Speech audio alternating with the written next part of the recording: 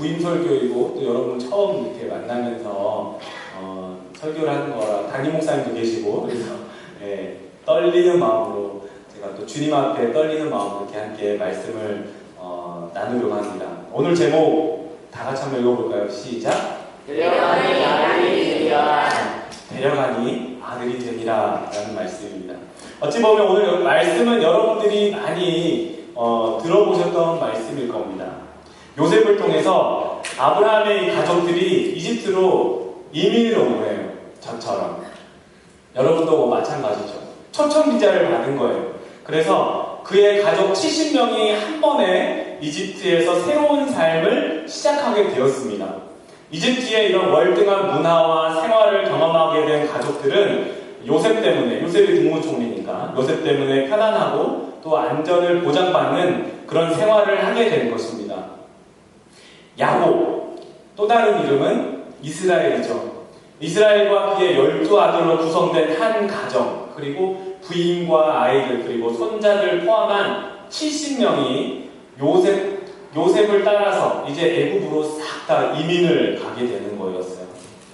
자, 그래서 그 70명이 이제 430년이 지난 뒤에 거대한 민족을 이루게 되었어요. 430년 만에 한 민족과 국가를 이룰 만큼 굉장히 생육하고 번성하게 된 하나님 말씀이 그대로 이루어지는 것, 하나님의 보호하심을 받은 민족이 진짜 된 거예요.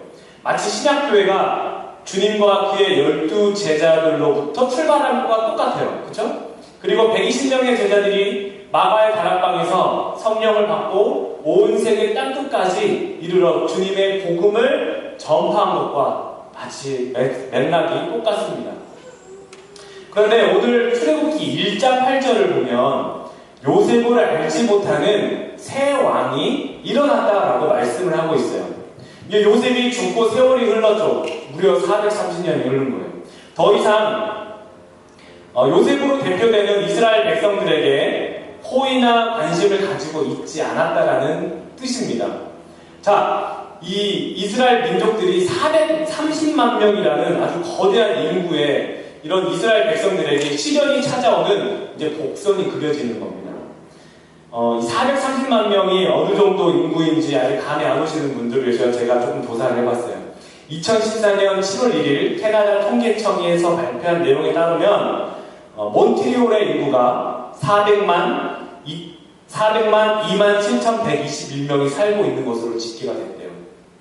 그러니까 거의 비슷한 거죠. 자, 밴쿠버가 궁금하시지 않아요? 그죠? 밴쿠버 조사했어요. 메트로 밴쿠버는 247만 289명이고, 그리고 밴쿠버 시만 이렇게 볼 때는 65만 명이라고 합니다. 이 시애틀하고 인구가 똑같대요. 65만 명. 아직 감이 안 오시는 분들을 위해서 마지막으로 한 번 더 준비한 게 부산으로 제가 준비를 해봤습니다. 2015년 6월 말, 작년이죠. 6월 말 부산의 주민등록 인구가 바로 351만 7,491명이 부산보다 더 커요. 이스라엘 인구가. 그러니까 메트로 이스라엘인 거예요. 어마어마한 숫자죠. 굉장한 거예요. 그러니까 이 이스라엘 백성들이 430만 명이라는 인구는 이집트에서 왕이 볼 때는 결코 무시하지 못할 굉장한 숫자인 거예요. 굉장한 숫자로 어마어마한 거죠. 이 세 왕이 이스라엘 자손들이 우리보다 많고 강하다고 말을 하면서 감독들을 우리가 세우자. 그리고 걔네들을 우리가 노역의 상대로 일할 사람으로 우리가 시키자. 이렇게 말을 합니다. 그리고 세 왕이 이스라엘 히브리 산파들에게 얘기합니다. 오늘날의 산부인과죠. 네, 산파들에게 말을 합니다. 아들이거든 죽여라. 딸이거든 놔둬라. 이렇게 얘기합니다. 그런데 본문 말씀에 보면 1장에 보면 산파들이 하나님을 두려워하여 이집트의 왕의 명령을 어기고 남자 아기들을 살렸다고 합니다. 그러면서 병명이 새 왕이 야 너희들 왜 내가 죽이려 했더니 왜 다 살려? 그러니까 이 히브리 산파들이 아니 그게 아니고요. 이제 변명을 하는 게 이 히브리 여인들이 워낙 몸이 좋아서 제가 이렇게 죽이려고 하려고 하니까 애가 벌써 나와버렸다는 거죠. 제가 애를 받으러 가려고 했는데 애가 벌써 나와버렸다는 거예요. 네, 그런 지혜를 주셨다고 합니다. 성경을 보면 그래. 제가 지어낸 얘기가 아니고요. 그렇게 나와 있어요. 자, 여기서 산파들이 정직하지 못한 건가요? 아니죠. 복음은 세상 것과 전혀 다릅니다. 세상이 막아놓은 방화벽을 뚫고 들어가는 거예요. 침투하는 거죠. 사탄은 복음이 들어오지 못하도록 다양하게 방화벽을 세워놨어요. 자, 20절에 뭐라고 말하냐면 1장 20절에 하나님이 그 산파들에게 은혜를 베푸시니 라고 말씀합니다. 그 산파들은 하나님을 경외하였으므로 라고 말씀하는 거죠. 복음이 우선이에요. 하나님의 말씀이 우선인 거예요. 하나님이 하시는 일인 거죠. 막을 수가 없어요. 자, 그래서 오늘 본문의 말씀 2장이 이제 시작되는 겁니다. 아들이거든 나일강에 던져버리라는 것이 왕의 명령인데 그걸 거역을 하는 거예요. 2장의 시작이 바로 그렇게 시작합니다. 결혼을 해서 아이를 낳았는데 이 아이를 낳았는데 석 달 동안 아이를 어떻게 숨겼어요. 잘 숨겼습니다. 그런데 석 달이 점점 지나면서 이제 목청 더 커지는 거죠. 그러면서 울음소리가 점점 더 커지는 거예요. 숨길 수가 없어요. 그래서 이 아이를 결국은 우리가 포기를 하자. 그렇지만 포기 아닌 포기를 하게 됩니다. 어떻게 합니까? 갈대상자를 가져다가 거기다가 역청과 나무 진을 칠한다는 거예요.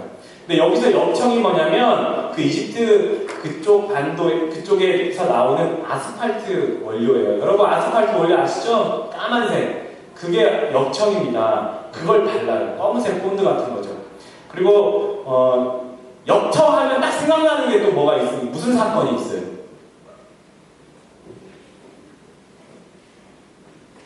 석청은 알아도 역청은 모르시죠? 역청. 바벨탑 지을 때도 썼고, 그 다음에 성이 노씨인데, 이름이 아고. 아시나요? 네, 노아죠. 노아의 방주를 만들었을 때 뭘 발랐어요? 역청을 발랐어요. 물이 들어오지 말라고. 노아의 방주에. 노아의 방주도 역청을 발라다가 나무 사이를 메웠는데, 아이러니하게도 본문에 기록된 이 갈대상자라고 하는 단어의 히브리어는 테바라고 합니다. 테바. 그런데 노아가 만든 방주도 히브리어로 테바예요. 소름 끼치지 않습니까? 저는 성경을 딱 읽으면서 정말 소름이 쫙 끼쳤어요. 하나님께서 노아의 방주가 가지는 의미를 여러분들 알고 계시다시피 아기 모세가 담겨졌던 그 갈대상자 역시 구원하시겠다고 하는 하나님의 강력한 의미가 담겨있는 메시지라는 거예요. 그리고 또한 노아의 방주처럼 하나님의 섭리가 거기에 담겨져 있다는 거예요. 테마. 우리에게는 아이러니하지만 성경은 그리고 하나님께서는 당신의 계획을 이루시기 위해서 아주 정확하고 아주 치밀하고 아주 솜씨 좋게 동일하게 우리에게 같은 메시지를 보여주고 있는 겁니다. 하나님은 실수가 있어요? 없어요? 없어요. 동일하세요. 그리고 그 하나님의 말씀은 반드시 이루어집니다. 믿으시기 바랍니다. 갈대상자를 통해서 모세가 구원받았고 모세를 통해서 이스라엘 백성을 구원하시고 이제 이 모세의 후손, 이제 다윗의 자손 누가 나타나시는 거예요? 예수 그리스도를 통해서 우리가 구원받는 일을 이루어 가신다는 거예요. 모세가 죽으면 어떡해요? 안 되잖아요. 하나님은 하나님의 섭리대로 이루어 가시는 거예요. 그게 하나님의 섭리예요. 하나님의 역사를 이루시고자 누군가를 쓰시는 거예요. 그리고 동일하게 성경에 있는 그 메시지, 예수 그리스도를 통해서 우리에게 주시고자 하는 메시지는 신약이나 구약이나 동일합니다. 하나님께서는 오늘 이 테바라고 하는 갈대상자 그리고 노아의 방주를 우리에게 주셨어요. 그건 바로 교회라고 하는 구원의 방주입니다. 출애굽 당시에 집 문설주에 뭘 발랐습니까? 꿀 발랐어요? 뭘 발랐죠? 역청을 발랐어요? 왜 그러지 말라고? 출애굽할 때 어린 양의 피를 발랐잖아요. 어린 양의 피를 문설주에 발랐어요. 이제 마지막 10번째 재앙, 장자의 죽음이 오기 전에 야 너희들 어린 양의 피를 바르면 죽음의 사자가 어린 양의 피를 보고 그 집은 건너갈 것이다. 패스오버 할 것이다. 그래서 6월절 아닙니까? 넘어간다는 거. 그 집은 안 들어간다는 거예요. 어린 양의 피 때문에. 자, 그 어린 양의 피를 발라서 죽음의 권세로부터 우리를 보호하셨듯이 우리가 타고 있는 이 교회, 방주라고 하는 이 교회, 갈대상자라고 하는 이 교회에 하나님께서 역청을 칠하시고 나무진을 칠하셨다는 것은 우리 주님 보혈의 피를 우리 마음의 문설주에 바르셨다는 거예요. 그래서 하나님의 자녀가 되었고 예수 피로 말미암아 더 이상 사탄 마귀의 종노릇 하는 것이 아니라 하나님의 자녀된 권세를 누리며 살아간다는 것을 우리에게 의미하는 겁니다. 더 이상 사탄이 더 이상 악한 것이 우리를 흔들지 못하는 거예요. 절대. 예수 그리스도의 피가 강력하기 때문에 그렇습니다. 그렇기 때문에 이 교회는 그냥 갈대상자가 아니고 그냥 방주가 아니에요. 그것은 우리를 향한 하나님의 매우 강력하신 하나님의 구원의 방법이고 지금도 우리의 본향, 우리가 가야 할 본향이 있죠. 본래 고향. 어디예요? 하나님 나라. 처소. 그 하나님 나라를 가기 위한 유일한 방법이 바로 예수 그리스도의 몸, 바로 이 교회. 저와 여러분이라는 거죠. 예수 그리스도를 우리의 방주로 삼으셨어요. 교회가 그의 몸이고 우리가 교회예요. 내가 그에게로 들어가 그로 더불어 먹고 그는 나로 더불어 먹으리라. 주님이 필요해요. 주님이 없이는 살 수가 없어요. 주님이 교회를 얼마나 사랑하시냐면 주님이 여러분을 얼마나 사랑하시냐면 신랑이 신부를 사랑하듯이 사랑합니다. 고린도전서에 바울이 그렇게 얘기하고 신랑이 신부를 사랑하듯이 주님이 교회를 사랑하시고 교회가 주님을 사랑합니다. 그게 바로 하나님이 우리에게 주신 그 사랑입니다. 우리를 얼마나 사랑하느냐면 사형 선고 받은 우리를 대신해서 자신의 생명을 십자가에서 대신 죽어주실 만큼 우리를 그렇게 사랑해요. 신부가 없으면 살 수 없는 게 부부예요. 부인이 없는데 잘 산다 그런 부인이 아니고 부부가 아니에요. 그렇게 하세요. 막 찔림이 오시는 분들은 회개하시기 바랍니다. 저는 제 아내가 없으면 살 수가 없어요. 뭘 못해요. 그래서 데리고 다닙니다. 여러분도 결혼하시고 그렇게 되시기를 축원합니다. 부부끼리 하셔야 돼요. 부부끼리. 그래서 부부가 가장 중요한 교회의 첫 번째가 가정이에요. 부부가 가장 중요합니다. 여러분 그래서 배우자를 놓고 기도하실 때도 하나님께서 원하시는 교회를 이뤄가는 게 가장 중요합니다. 그게 부부, 그게 가정의 1순위입니다. 어쨌든 주님이 우리를 그렇게 사랑하세요. 이분이 우리 주님이에요. 그리고 믿음으로 우리를 방주에 태우셨습니다. 어떻게 나는 얼굴이 이뻐요? 나는 키가 180이 넘었어요. 그 사람 방주 갈 수 있어? 여러분 공항 검색대로 가보셨죠? 못 가요. 저는 깜짝 놀랐던 것이 제가 이제 몇 년 전에 이제 처음에 해외를 나간 적이 있었어요. 근데 나갔다가 들어오는데 인천공항에서 뭘 하냐면 우리나라 사람하고 외국 사람하고를 나눠버리는 거예요. 그 여러분 다 아시죠? 다 들어가 보셨습니까? 우리나라 대한민국 사람의 길을 가야 되는 그 통로가 있어요. 그리고 아닌 사람들은 전부 다 한쪽으로 다 이렇게 해가지고 외국인으로 따로 분류를 하죠. 그죠? 하나님 나라 들어갈 때도 그렇게 됩니다. 믿음이 있는 자는 그냥 통과하는 건데 믿음이 없는 사람은 반드시 이렇게 따로 다 나눠 양과 염소처럼 다 나눠지게 돼요. 믿음으로 팝니다. 믿음으로 주님이 우리를 방주에 태우신다는 거예요. 자, 그렇다면 여러분을 죽음에서 살리셨다는 뜻만 있는 것이 아니라 거기에 하나님의 섭리가 있다는 거예요. 여러분을 살리셨으면 목적이 있다는 거 아니겠어요? 여러분을 통해서 예수 복음 전해지기를 원하신다는 것이 하나님의 뜻이에요. 하나님의 복음이에요. 세계를 품은 교회가 세워진 목적이 바로 거기에 있지 않습니까? 복음 전하기 위해서 여러분이 예수의 제자되고 예수의 주님의 하나님의 자녀가 되어서 그 주님의 복음 전하는 것이 여러분 살리신 목적 중에 또 하나예요. 그래서 여러분을 통해서 예수가 전해지고 그리스도의 향기가 퍼져지기를 원하는 거예요. 그게 우리 마음의 문설주에 예수께로 물들어진 사람의 삶이에요. 그게 바로 그리스도인이에요. 이번 우리 세품교회 모든 수련의 주제가 오면서 들어오셔서 보셔서 아시겠지만 뭐죠? 그리스도인 바로 당신입니다. 종교인이 아니라 그리스도인이 되시기를 축원합니다. 예수 십자가 주의 보혈이 없으면 아무것도 아니에요. 그냥 교회만 다니는 거예요. 예수 십자가가 내 마음 가운데 있어야 돼요. 그분이 그 십자가가 내 안에서 계속해서 역사해야지만이 그리스도인이라는 거예요. 자, 우리는 이제 갈대상자로 다시 한번 돌아가 보겠습니다. 엄마랑 아빠랑 갈대상자에 아기를 놓고 역청을 칠해지고 송진이 칠해진 그 나무 상자를 이제 아기를 담아서 나일강에 놨어요.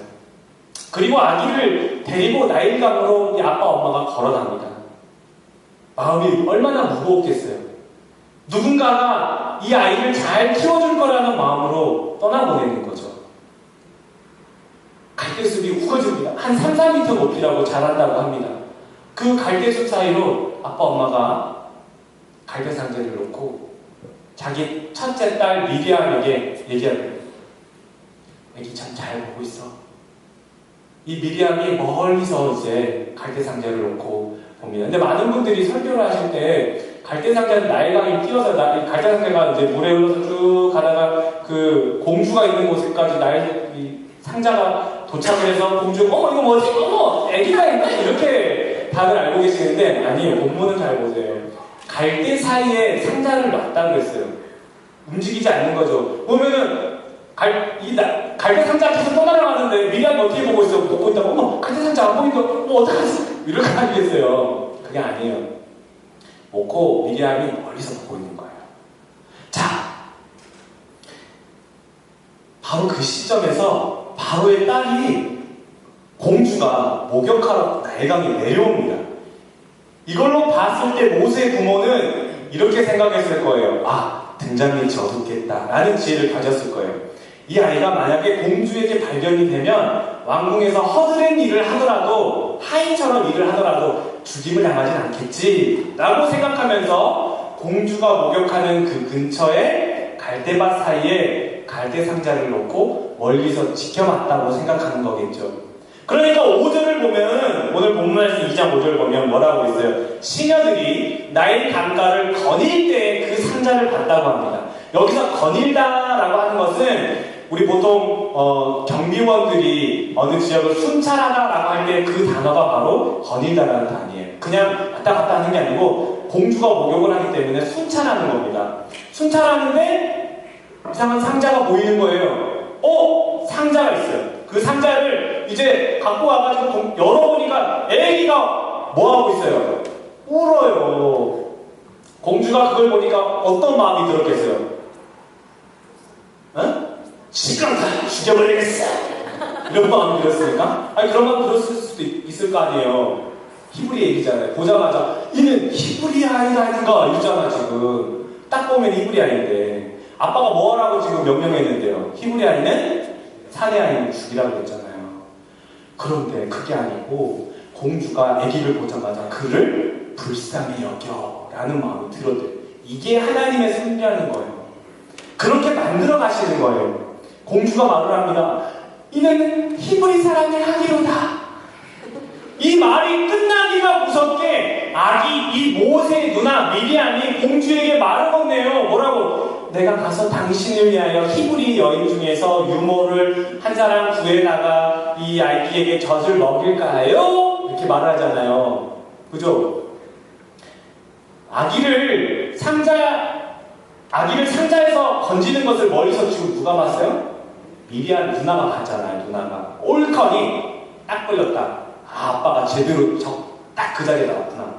그 찰나에 공주에게 이 누나가 막 뛰어간 거였어요. 그리고 지금 이 상황이 그려지죠? 애기를 딱 건졌는데 히브리 아이는 그래요. 누나가 막 뛰어와가지고 내가 당신을 위해서 히브리 사람 중에 유모를 한 명 구해드릴까요? 시집 안 간 공주가 애를 어떻게 키우겠어요? 그죠? 모유가 있어요? 분유가 있어요? 아무것도 없어요. 누나가 공주님한테 다짜고짜 내가 당신을 위하여 히브리인 여인 중에서 유모한 사람을 불러다가 아기에게 젖을 먹이게 할까요? 그랬더니 공주가 하는 말이 그럼 그렇게 하도록 하여라. 이렇게 하는 거죠. 그러니까 누나가 지금 그럼 누구를 데려오겠어요? 지 엄마를 데리고 온 거예요. 지 엄마를 데리고 와서 공주가 하는 말이 이 아기를 데려다가 젖을 먹여주세요. 내가 대신 그 삭슬, 그 임금을 당신에게 드리겠습니다. 이렇게 얘기를 하는 거예요. 자기 애기 젖 먹이고 돈 받고 마당 쓸고 돈 주고 이 캐나다가 잘 안 되네요. 한국은 잘 됐는데 뽕 먹고 도랑 치고 이제 딱딱 맞네. 일석? 맞아요. 이제 바로 그런 거였어요. 지 엄마한테 지가 지 애기 젖 먹이고 돈 받고 이런 정말 놀라운 캐나다 같은 이런 혜택을 보고 있는 거죠. 하나님이 은혜를 베푸시려면 여러분이 상상조차 하지 못한 방법으로 이끌어 가시는 거예요. 그게 하나님의 섭리예요.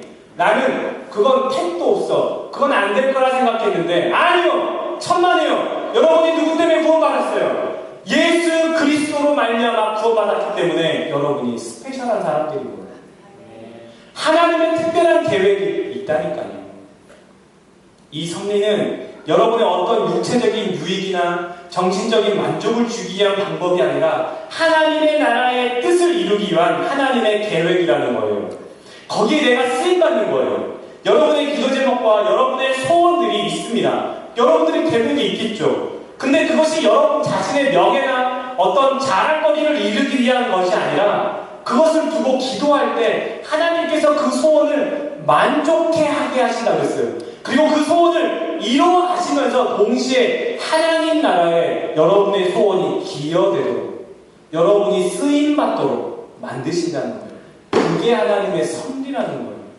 그러니까 나는 내 기도 제목에 응답을 받지만 결국 그것이 하나님의 나라에 쓰임받는 거예요. 그거 아니면 그냥 나 잘 먹고 잘 살기 위한 기도 제목 받게 되지 않아요. 중요한 프로젝트가 있습니다. 발표가 있습니다. 뭐 작품 발표회가 전시회가 있어요. 거기에 통과되고 싶고 어느 회사에 들어가고 싶어요. 그러면 하나님은 그걸 통해서 여러분을 들어가게 하시는데 어떤 사람으로 들어가게 하세요? 예수를 증거하는 중요한 사람 그 자리에 서게 하신다는 겁니다. 나 구글 본사 직원이야? 이러라고 하는 게 아니라 거기서 바로 그 자리에서 예배하는 사람 그 자리에서 예수를 증거하는 사람으로 보내시겠다는 것이 하나님의 뜻이라는 겁니다. 여러분 우리 다같이 10절 한번 읽어볼까요? 10절 2장 10절 시작. 그 아이가 자라매 바로의 딸에게로 데려가니 그가 그의 아들이 되니라. 그가 그의 이름을 모세라 하여 이르되 이는 내가 그를 물에서 건져내었습니다 하였더라. 갈대 상자에 있는 한 아기를 데려가니 그의 아들이 되었습니다. 영어 성경은 여러분 다들 영어 잘 아시죠? 영어 성경에 이렇게 쓰여 있었습니다. Take this baby. Take this baby. 이 아기를 취하라는 거죠. 자녀를 취하신 사건이에요. 하나님은 모세를 취하셨듯이 모세를 테이크하셨듯이 여러분을 테이크하셨어요. 그리스도의 피로 말미암아 여러분을 테이크하셨어요. 그리고 데려다가 뭐 하셨어요? 하나님의 자녀로 삼으셨다는 거예요. 허물과 죄로 죽었던 여러분을 취하신 사건이에요. 우리 주님의 전적인 놀라운 은혜로 여러분을 테이크하신 이 사건, 예수님의 십자가의 죽으심으로 여러분을 건져내신 이 하나님의 위대하심과 여러분을 향한 하나님의 크신 사랑을 여러분께 보여주는 거예요. 테이크, 단순히 취하신, 날 그냥 건져 이런 뜻이 아니에요. 거기에는 하나님의 무한하신 계획과 사랑이 담겨져 있어요. 그 뜻을 발견하기 위해서 뭐 하는 거예요? 내 밭에 보물이 숨겨져 있네. 내 전 재산을 팔아서 그 밭을 사는 거예요. 밭을 사서 그 안에 있는 보화를 내가 가져가는 거죠. 천국은 침노하는 거예요. 저기 보화가 있기 때문에 저 천국을 향해서 계속 달려가는 거예요. 저기에 하나님의 사랑이고 하나님의 권능이기 때문에 내 모든 것을 다 팔아서 거기를 향해서 가는 거예요. 그래서 나의 달려갈 때까지, 나의 사명 끝마칠 때까지는 나는 뒤를 돌아보지 않고 나의 사명을 향해서 달려가겠다고 하는 사도 바울의 그 고백이 있는 거 아니겠습니까? 여러분, 어디를 향해서 달려가고 있습니까? 거기가 주님입니까? 거기가 십자가가 있는 곳입니까? 아니면 그냥 내 계획, 내 소망이 있는 곳입니까? 하나님의 섭리대로 우리를 인도하실 때 우리들의 인생이 참 아이러니한 것 같고 울며 겨자 먹기식으로 억울할 때도 있단 말이에요. 기도했는데 기도 안 들어주실 때도 있단 말이에요. 그런데 그 기도 안 들어주시는 게 오히려 그때는 나에게 더 좋은 기도 응답일 때가 있어요. 울며 겨자 먹었지만 그 겨자 덕에 웬만한 건 이겨낼 수 있는 그런 힘이 생긴단 말이에요. 예수만 전적으로 신뢰할 때 여러분, 예수님이 인도하십니다. 여러분, 내일 살아봤어요? 살아본 사람? 내일 어떻게 하나? 내일 난 몰라. 그냥 하루하루 사는 거죠. 주님은 출애굽한 이스라엘 백성들을 데리고 사흘길을 먼저 가신 분이세요.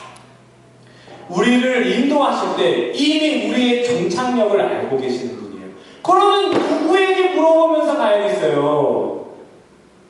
주님께 물어보면서 가야 되는 게 마땅한 그리스도인의 삶이라는 거예요.